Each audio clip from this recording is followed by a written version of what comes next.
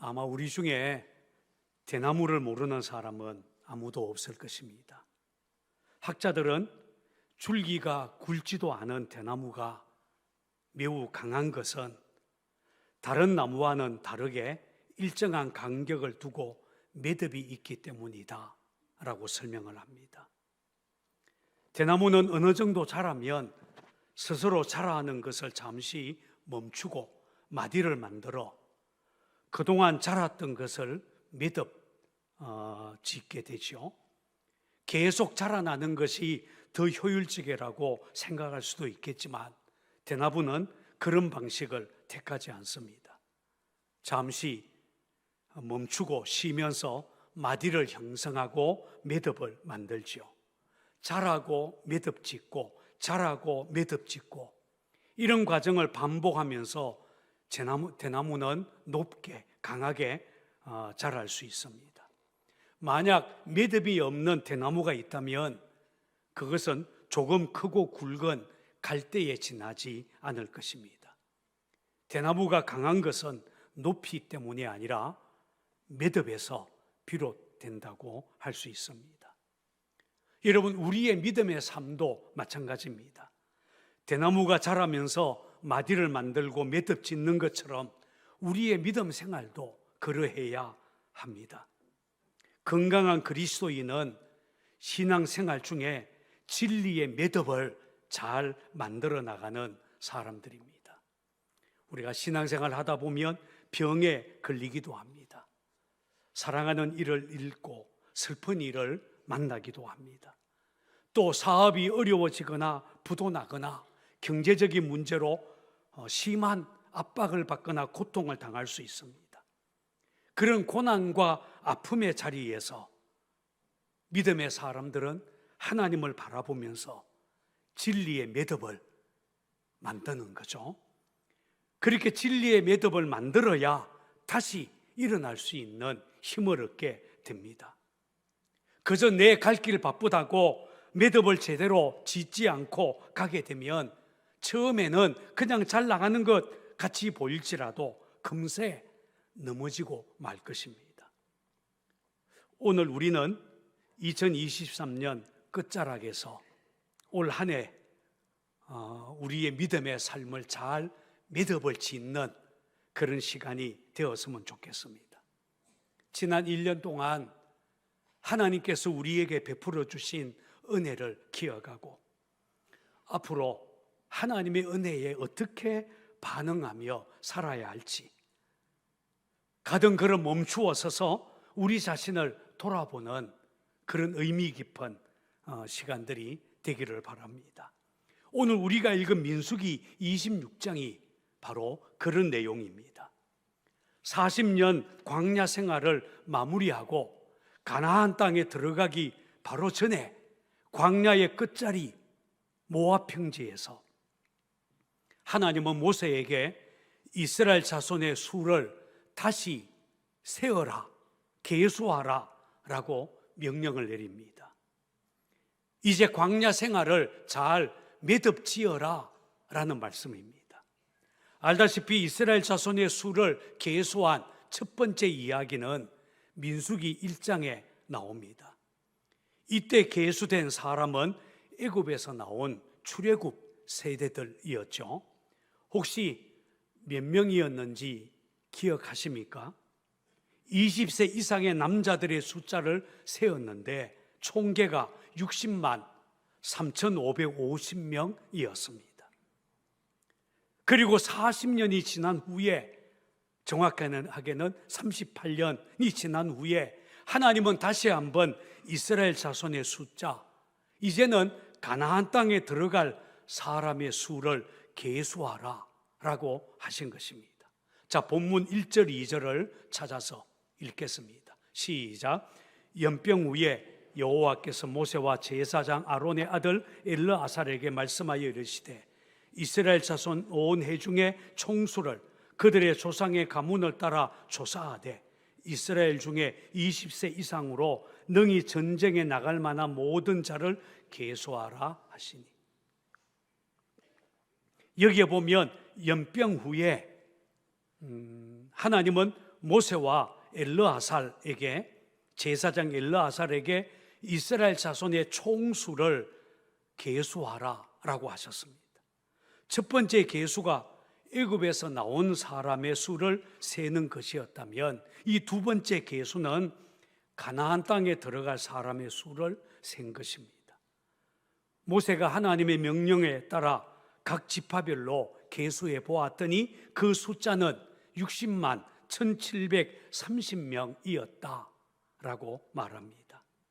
자, 그런데 우리는 이 두 번째 계수에서 주목해야 할 몇 가지 중요한 사실들이 있습니다. 첫째, 우리는 두 번째 계수한 수가 첫 번째 계수 때보다 1820명이 감소했다는 것, 오늘 우리가 주목해야 합니다. 애굽에서 나온 사람보다 가나안에 들어갈 사람의 수가 줄었다라는 것입니다. 왜 감소했을까요? 보통은 숫자가 늘어나야 정상입니다. 40년이 지났으니까 그만큼 숫자가 늘어나야 정상이죠. 그런데도 감소한 이유는 애굽에서 나온 1세대들이 하나님의 진노로 다 죽었기 때문입니다. 가데스 바네아에서 10명의 정탐꾼의 보고를 듣고 하나님을 원망하면서 다시 애굽으로 돌아가겠다고 떼를 쓰는 그들에게 하나님은 진노하셨습니다. 나를 거역한 이 약한 회중에게 내가 반드시 이같이 행하리니 그들이 이 광야에서 소멸되어 거기서 죽으리라 라고 하나님이 말씀하셨습니다. 그 이후부터 민수기에는 계속 죽는 이야기가 나옵니다. 나이가 들어서 자연적으로 죽은 사람들도 있었겠지만 고라와 다단과 아비람의 반역 사건으로 땅이 갈라져서 많은 사람들이 한꺼번에 죽었습니다. 또 길로 인해서 불평하다가 불뱀에 물려서 또 한꺼번에 많은 사람이 죽었습니다. 바알보올의 사건으로, 연병으로 또 얼마나 많은 사람들이 한꺼번에 죽었는지 모릅니다. 자, 여기서 우리는 애굽의 제1세대들의 죽음이 죄 때문이었다는 사실을 알 수가 있습니다. 여러분, 사람은 죄 때문에 죽습니다. 아멘해도 괜찮아요. 사람이 죄 때문에 죽는다라는 것, 사실 세상이 모르는 영적 사실, 영적 비밀입니다. 세상은 사람이 질병으로 죽는다, 사고로 죽는다, 무능해서 죽고 힘이 없어 죽는다라고 생각합니다. 그래서 죽음을 조금이라도 늦추어 보려고 온갖 노력을 다하죠. 열심히 운동합니다. 보약을 지어서 먹습니다. 현대의학의 발달도 인간 수명을 늘려보고자 하는데 그 초점이 맞추어져 있다 해도 과언이 아닙니다. 실제로 현대의학의 발달로 인간 평균 수명도 많이 늘어났습니다. 그러나 아무리 그렇게 해봤자 수명을 늘려서 100세 시대가 되었다고 해보았자 결국 인간은 죽습니다. 죽음을 피할 수 없다는 것, 인간의 운명이요 실존이죠. 성경은 분명하게 죽음은 죄로부터 왔다라고 증언합니다. 하나님은 처음부터 선악을 알게 하는 나무의 열매 먹지 마라, 내가 먹는 날 반드시 죽으리라 라고 경고했어요. 그런데도 맨 처음 사람 아담과 하와는 하나님의 명령 어기고 죄를 범했습니다. 그 결과 우리 인간에게 죽음이 오게 되었습니다. 사도 바울은 로마서에서 죄의 삭선, 사망이라 라고 말합니다. 야고보서는 욕심이 잉태한 적 죄를 낳고 죄가 장성한 적 사망을, 죽음을 낳느니라 라고 했습니다. 또 히브리서는 한 번 죽는 것은 사람에게 정하신 것이요 그 후에는 심판이 있으리니 라고 하셨습니다. 나중에 모세는 광야 40년을 회고하면서 이런 시를 씁니다. 우리의 모든 날이 주의 분노 중에 지나가며 우리의 평생이 순식간에 다하였나이다. 우리의 연수가 70이요 강건하면 80이라도 그 연수의 자랑은 수고와 슬픔뿐이요 신속히 가니 우리가 날아가나이다. 누가 주의 노여움의 능력을 알며 누가 주의 진노의 두려움을 알리까? 시편 90편의 말씀이에요. 여기서 모세는 우리의 모든 날이 주의 분노 중에 지나갔다. 누가 주의 진노의 두려움을 알리까? 라고 노래합니다. 광야를 지나는 중에 이스라엘 자손이 하나님의 진노 중에 죽음을 맞이했다라는 말입니다. 그러니 여러분, 우리가 어떻게 이 땅을 살아야 하겠습니까? 한마디로 죄를 멀리해야 합니다. 죄는 치명적인 독과 같습니다. 인생의 올무와 같습니다. 우리 인생을 죽음으로 끌고 간다는 것입니다. 여러분, 죄를 지으면 반드시 죽습니다. 같이 해볼까요? 죄를 지으면 반드시 죽는다. 오늘 우리 마음에 단단히 새겨야 할 믿음의 매듭, 진리의 매듭입니다. 자, 그런데 여기서 우리의 눈길을 끄는 중요한 사실 하나가 있습니다. 그것은 바로 고라의 아들들은 죽지 않았다라는 사실입니다. 본문 9절에서 11절에 보면 르우벤 지파의 숫자를 세다가 고라와 함께 모세와 아론을 거스려 여호와를 반역한 엘리압의 아들 다단과 아비람 이야기를 꺼냅니다. 그들은 하나님의 심판을 받아 땅이 그 입을 벌려 그들을 삼켜버렸다라고 설명합니다. 그런데 11절에 보면 전혀 뜻밖의 말씀이 나옵니다. 자, 11절 같이 읽어볼까요? 시작. 고라의 아들들은 죽지 아니하였더라. 아니, 고라와 함께 반역한 무리들 르우벤 지파에 속한 다단과 아비람과 그 가족들은 다 죽었는데 주동자 고라의 아들들은 죽지 않았다니. 여러분, 놀랍지 않습니까? 무슨 말입니까? 하나님은 진노 중에서도 고라의 아들들에게 은혜를 베풀어 주셨다라는 것입니다. 하나님은 죄에 대해 진노하셨지만 죄를 멀리한 사람에게는 은혜를 베푸신다는 것입니다. 아버지 고라는 죄를 범하여 심판을 받았지만 그 심판이 아들들에게 미치지 않은 이유가 무엇이었겠습니까? 그것은 그들이 아버지의 죄에 가담하지 않았다라는 것입니다. 죄를 멀리했다는 것입니다. 그 결과 고라의 아들들은 나중에 하나님의 복을 받습니다. 우리가 잘 아는 사무엘 선지자 그 후손 중에 하나입니다. 이들은 하나님의 성전에서 찬양하는 직분을 맡았습니다. 시편도 썼습니다. 시편 84편, 85편이 고라 자손의 시입니다. 특히 시편 85편 8절은 이렇게 노래합니다. 내가 하나님 여호와의 하실 말씀을 들으리니 그들은 다시 어리석은 대로 돌아가지 말지로다. 무슨 말입니까? 우리 조상은 반역하다가 심판받았지만 우리는 다시 그 어리석은 대로 죄악으로 돌아가지 않겠다, 그 말입니다. 그리고 악인의 장막에 거하는 것보다 내 하나님 성전에 문지기로 있는 것이 좋사오니 라고 노래합니다. 보세요, 그들 아버지는 죄로 인하여 심판받았지만 그 아들들은 죄를 멀리하다가 하나님의 복을 받았다는 것입니다. 죄를 지으면 죽는다, 이 진리의 매듭, 믿음의 매듭을 잘 맺었다는 거예요. 두 번째, 우리는 이스라엘 지파들 중에 그 숫자가 줄어든 지파가 있는가 하면 늘어난 지파가 있다는 것을 주목해야 합니다. 어느 지파의 수가 늘었고 어느 지파의 수가 줄었을까요? 제1차 계수 때 비교해 해보면 감소한 지파는 르우벤, 시므온, 갓, 에브라임, 납달리 지파들을 이었습니다. 르우벤 지파는 고라가 모세에게 대적할 때 다단과 아비람이 그 죄에 가담했고, 그리고 그 가족들이 다 죽임을 당하는 바람에 숫자가 감소했을 것입니다. 특히 눈에 띄게 숫자가 감소한 지파가 바로 시므온 지파입니다. 1차 계수 때와 비교하면 37,100명이나 줄었습니다.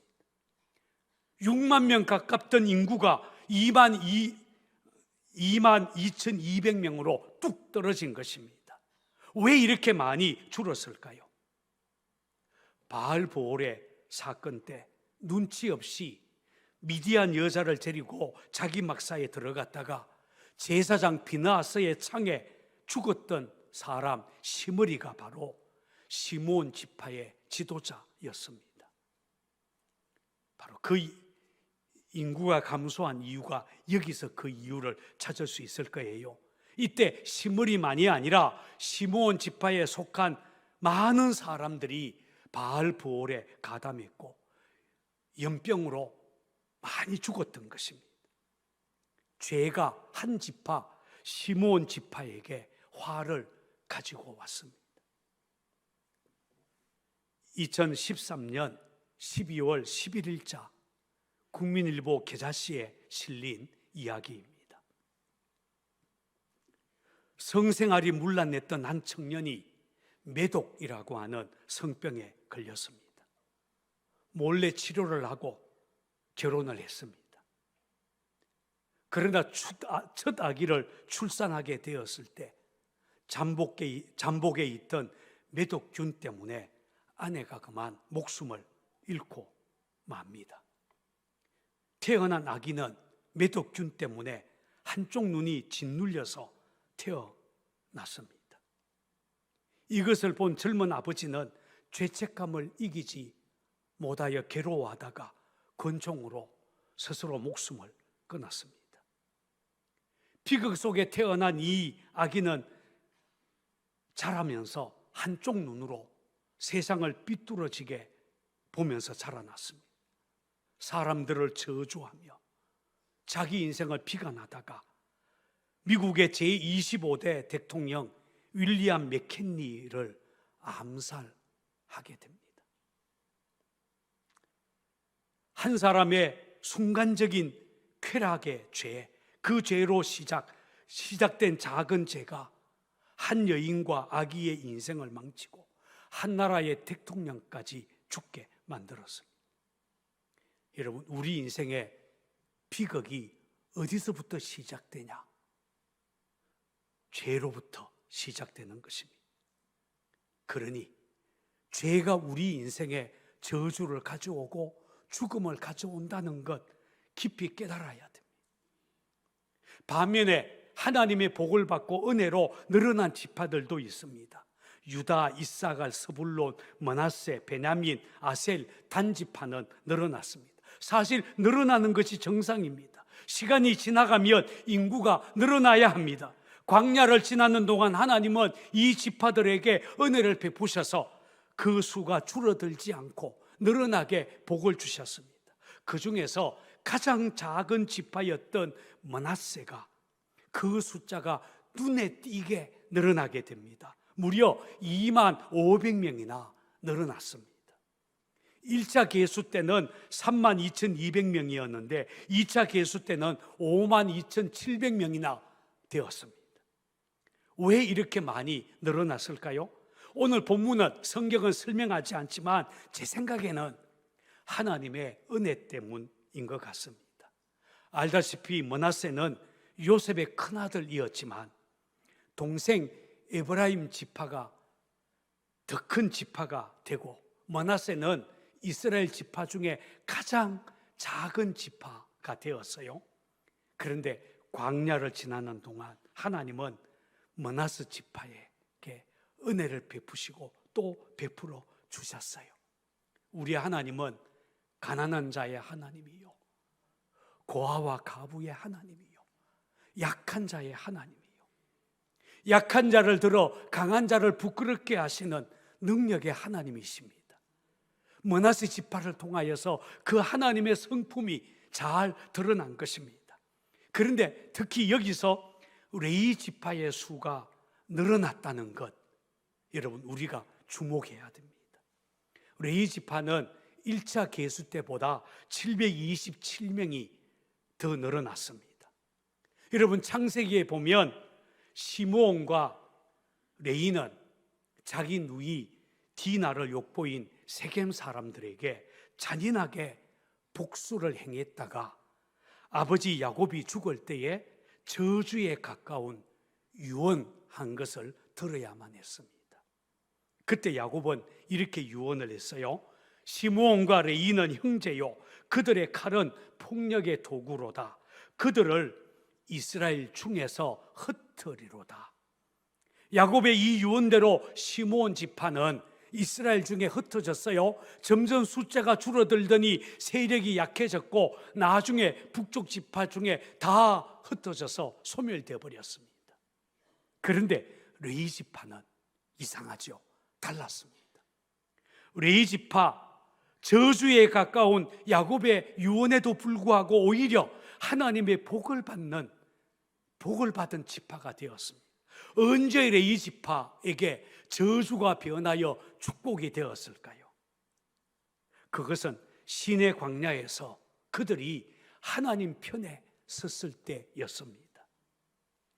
출애굽기서를 읽어보면 모세가 시내산에 올라가 있는 동안 산 아래에서는 이스라엘 자손이 금송아지 우상을 만들어 놓고 거기에 절하는 죄를 지었어요. 산에서 내려오다가 모세가 그것을 보고는 분노했습니다. 그리고 이렇게 외쳤습니다. 누가 나와 함께 하나님 편에 서겠냐?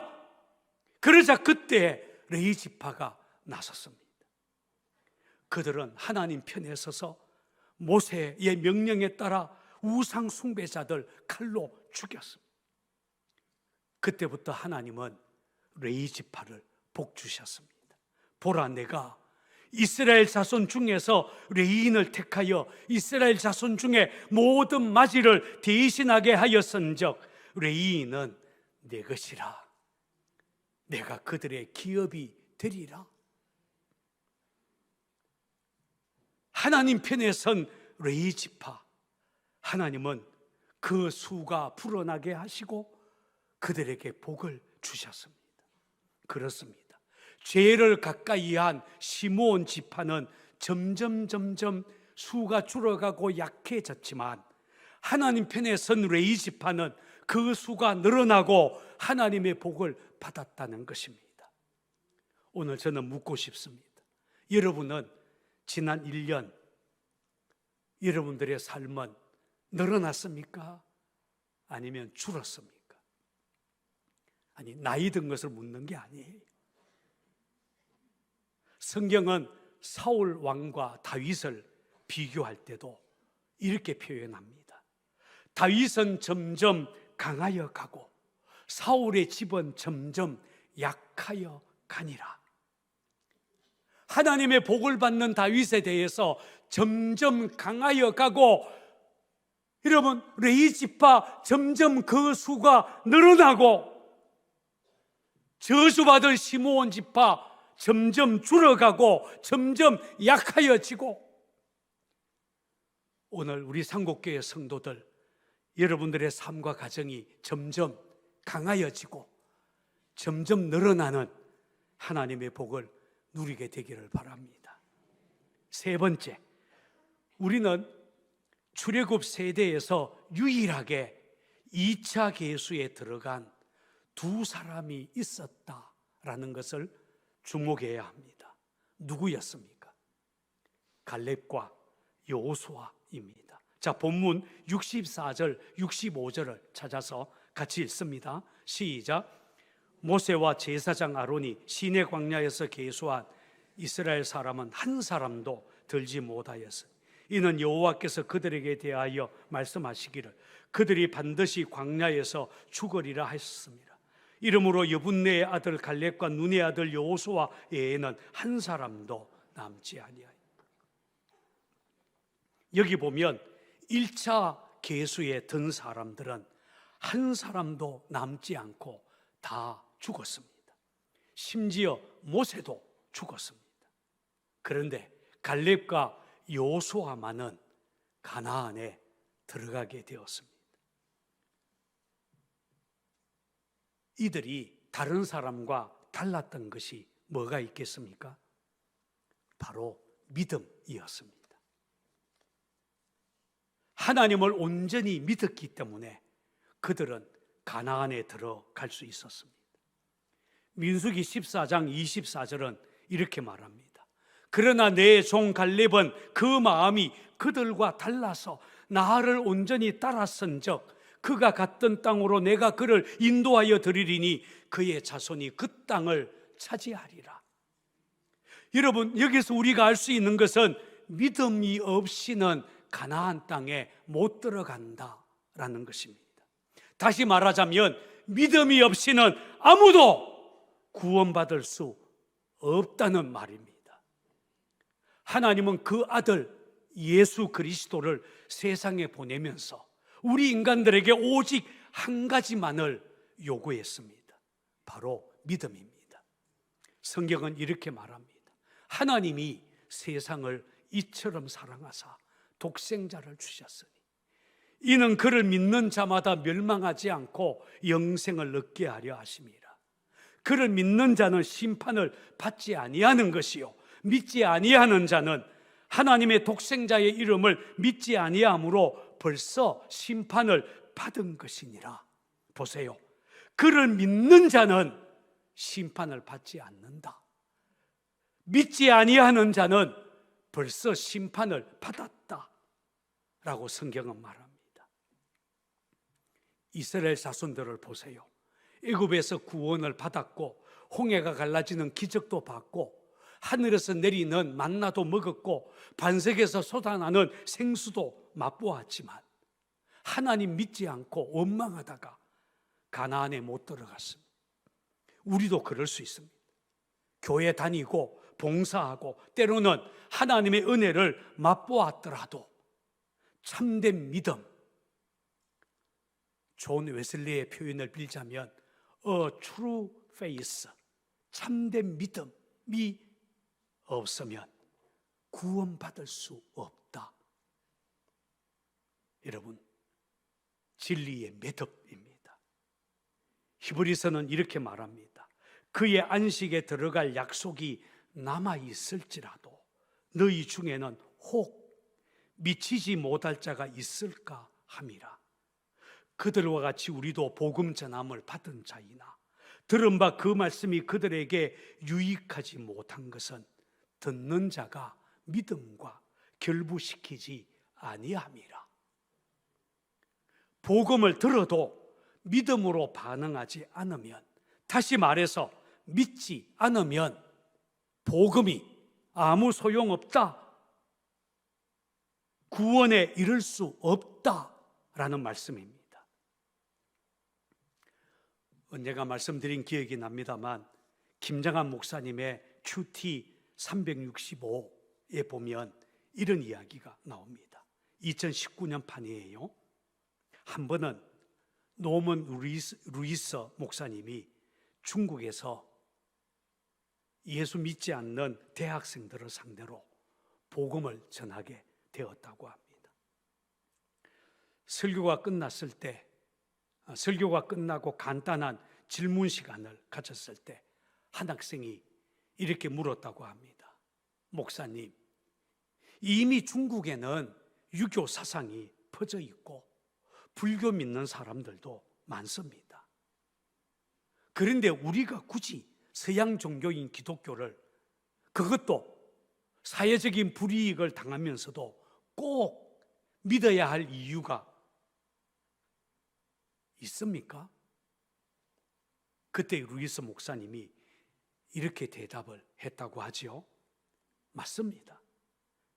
세계 어떤 곳에 가든 이미 그곳 사람들이 믿고 있는 종교가 있고 세계관도 있습니다. 그럼에도 불구하고 예수님을 꼭 믿어야 하는 이유는, 첫째, 예수 그리스도는 하나님의 아들이요 구세주, 구원자이기 때문입니다. 둘째, 예수 그리스도는 죽음의 문제를 해결할 수 있는 유일한 길이기 때문입니다. 죽음을 이기신 분, 부활하신 분은 예수밖에 없습니다. 셋째, 죽음 후에 우리가 만날 심판자가 바로 예수님이기 때문입니다. 그렇죠. 심판자로 만나지 않고 구원자로 만나려면 예수 믿어야 한다라는 말입니다. 그렇습니다. 예수님만이 하나님이 보내신 유일한 구원자입니다. 예수 믿어야 구원받습니다. 오늘 우리가 분명히 매듭지어야 할 진리의 매듭, 우리 마음에 굳게 우리가 매야 될 믿음의 매듭입니다.